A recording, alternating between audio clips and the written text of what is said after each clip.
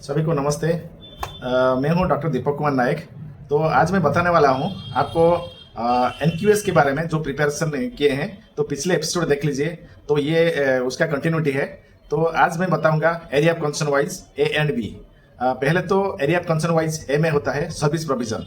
आपको अपने डिपार्टमेंट में क्या क्या सर्विस देते हैं as per the checklist, as per the DHH and CHC, HDH and other hospital, HWC and PHC, जो जो भी होता है department, as per the department क्या क्या पहले सर्विस प्रोविजन होता है। उनका स्टैंडर्ड होता है 6 स्टैंडर्ड होता है। एक एक करके आपको बताऊंगा। स्टैंडर्ड पहले स्टैंडर्ड होता है दी क्यूरेटिव सर्विस। आपके as per the checklist, DHH में बहुत सारी चेकलिस्ट होती है, मतलब जो OPD, IPD and all the department, labour room and paediatric ward and different wards होता है, आईसीयू होता है। उसका चेकलिस्ट होता है। एज पर द चेकलिस्ट क्या क्या है सर्विस, क्यूरेटिव सर्विस क्या क्या है, इसमें क्या आपके एडमिशन होता है, ओपीडी में डिफरेंट ओपीडी होती है, क्या क्या सर्विस देते हैं, वही क्यूरेटिव जितनी भी होती हैं वही देते हैं। इंडोर में कैसे एडमिशन करता है वो एज पर दी ब्रॉडली होता है क्यूरेटिव सर्विस।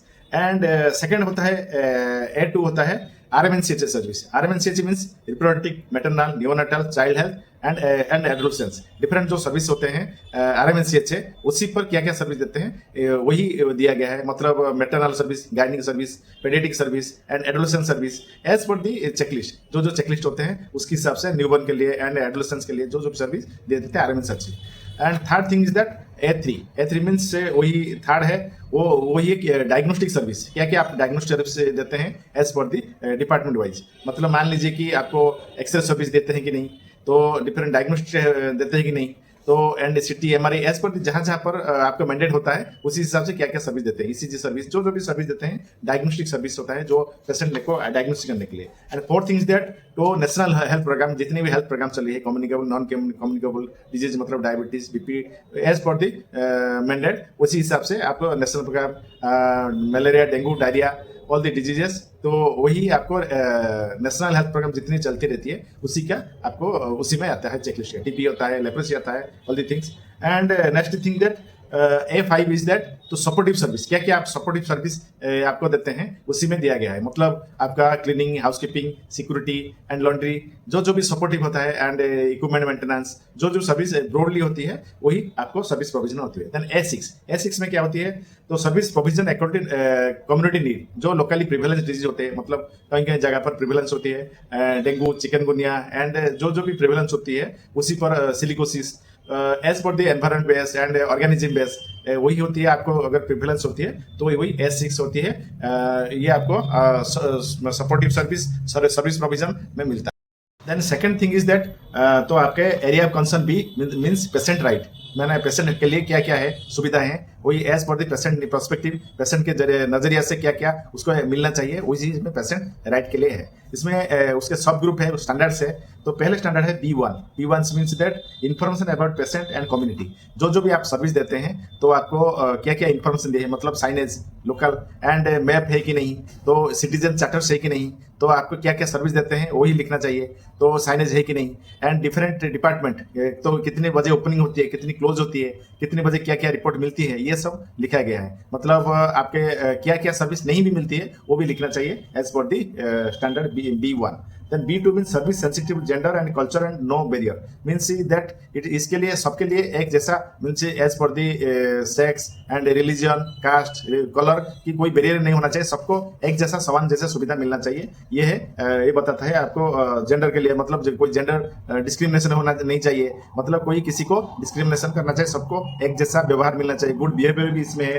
तो कल्चरल मतलब सबको इक्वली रेस्पेक्टफुल भी होना चाहिए, ये आपको B2 में दिया गया है। Then B3 standard means privacy, confidential and dignity. तो जितनी भी प्राइवेसी सर्विस भी मिलना चाहिए, मतलब जो भी एग्जामिनेशन का ओपनली एग्जामिनेशन ना करे तो प्राइवेसी होना चाहिए। मतलब जो भी आपको एक के बाद एक ओपीडी में आना चाहिए, तो सबको एक जैसे नहीं होना चाहिए। तो आपको किसी के डिजीज के बारे में बता रहे हैं तो उसके बारे में नहीं खुल के नहीं बताना है, जिससे सबको पता चले, उनको ही सिर्फ पता चले, कोई इसके स्टिग्मा नहीं होना चाहिए। एंड इसमें भी होना चाहिए कि तो आपको जैसे सब सुविधा फ्री ऑफ ऑफ कॉस्ट भी मिलना चाहिए, इसमें पेशेंट राइट में है। Then B4 means that patient decision making तो होना चाहिए एंड कंसेंट लेना चाहिए। जितनी भी आप ट्रीटमेंट दे रहे हैं उनको पूछना चाहिए ये सर्विस में दे रहा हूँ, आपको अच्छा लग रहा है नहीं, मैंने मतलब उनके कंसेंट भी लेना चाहिए, मतलब एग्जामिनेशन करना हो ये कंसेंट लेना चाहिए, अतः रिटन कंसेंट और वर्बल कंसेंट वो भी आपको consent is also required. And उसको जो बारे में उसको भी रिलेटिव की बताना चाहिए, अगर उनको रिफर कर रहे हैं रिफर के बारे में बताना चाहिए एज पर उसके सहमति से आप जो भी है ट्रीटमेंट करेंगे एज पर वही B4 है। Then B5 is that no financial barrier, मतलब कोई पैसा नहीं दे सकता है उसके नहीं होना चाहिए, उसे एफोर्डेबल होना चाहिए, एसेसिबल होना चाहिए, मतलब कोई BPL पेशेंट है, कोई प्रेग्नेंट पेशेंट है, न्यूबॉर्न पेशेंट है, वल्नरेबल पेशेंट है, सबको फ्री जैसे सर्विस मिलना चाहिए डिफरेंट जगह पर। वही जो भी आप वो भी लिखा होना चाहिए, एवरीथिंग इज फ्री, और कोई चार्जेस है एज पर दी रोगी कल्याण समिति, जन आग्रह समिति एज पर दी, इसमें भी लिखा होना चाहिए, यूजर फी इतने होना चाहिए। ये है फाइनेंशियल बैरियर, किसी को सर्विस ना मिलना चाहिए जैसे फाइनेंशियल बैरियर की बात। देन स्टैंडर्ड B6 है तो एथिकल नॉर्म, मतलब facility defined framework the ethical norm management including dilemma and conflict during the delivery of the public health services. इसमें क्या लिखा गया है, different code of conduct is observe by the staff और not different, मतलब सब staff के लिए code of conduct ethical norm, मतलब अगर कोई रिसर्च हो रहा है as per the code of conduct वही होना चाहिए। एंड रूल्स जो भी है, अगर रिसर्च कर रहे हैं, अगर उनको प्रॉपर्ली बिहेवियर नहीं कर रहे, इसमें एथिकल फ्रेमवर्क होता है, उसी में आप कवर होते हैं। ऐसे आपको वीडियो देखने के लिए तो आपको कोई कमेंट्स है कोई है तो आप इसमें कमेंट्स में दीजिए, जो भी इंफॉर्मेशन पूछते हैं, जो आपके मन में है डाउट है, आपको डाउट क्लियर किया जाएगा। और अगर नेक्स्ट एपिसोड मतलब area of concern C&D other 6 will be cover in next part, आप इन सब चैनल को सब्सक्राइब कीजिए एंड आप जो भी है वो आप पूछ सकते हैं। एंड अगर कोई आपके पास रिलेटिव उसको भी इंफॉर्मेशन आपके स्टाफ है उसको भी दे सकते हैं। एंड धन्यवाद, नमस्कार।